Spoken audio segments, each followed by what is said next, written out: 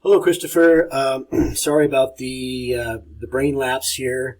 I was evaluating Michelle's and rather than yours, and so here we go again. Um, I hope I have the right files.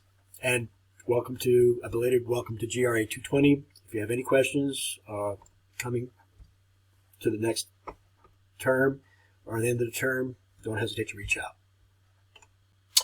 I'm assuming that these are your screenshots of your process, and that's great. Think about maybe adding a caption so we know what they are, and collating them in a single PDF along with maybe some narrative. That's the third deliverable in week 8. There's the print ad, there's the web banner ad, and then there's the final reflection, which is really a full 1/3 of the course. Anyway, nicely packaged. I'm going to open up your Illustrator file and take a look.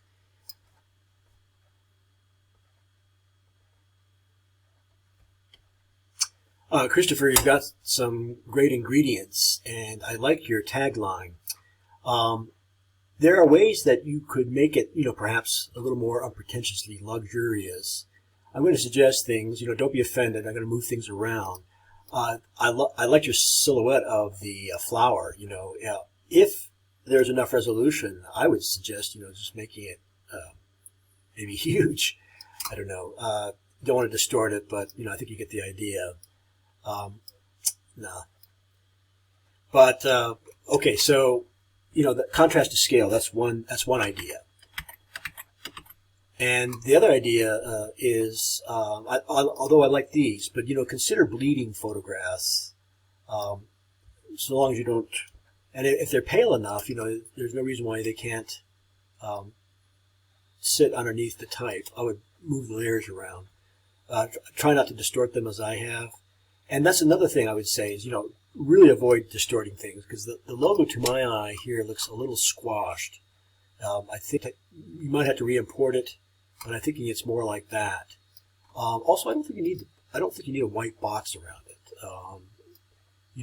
There's other variations of the box that you can. Let's see if I can move this down. Come on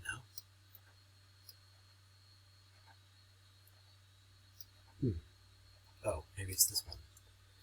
You get the idea. I'm trying to move that layer down so that the type's on top of it. And as well as the image. In terms of typography, think about what you want the viewer to see first, second, last. And consider making this type, shorter, the copy shorter in terms of verbosity, but also smaller. So you're not having, maybe these are the things you want to emphasize as part of your tagline. I don't know.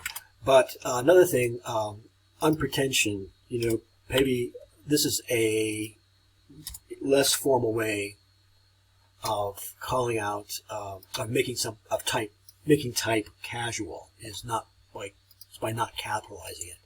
So, and also, your choice of type, although this is sturdy, Arial is so homely, very functional.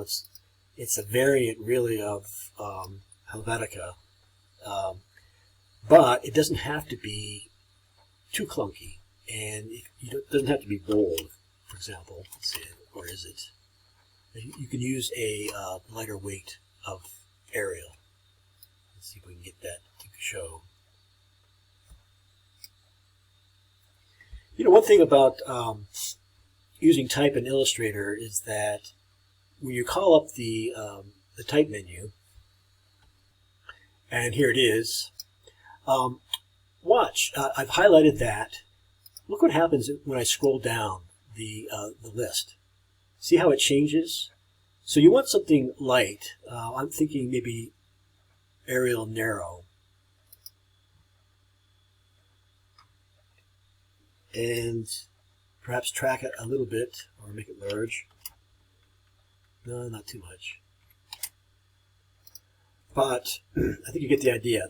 That would be towards word painting what your tagline is.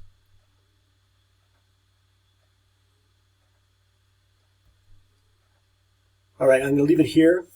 Good job, and I hope I didn't confuse you too much by evaluating Michelle's.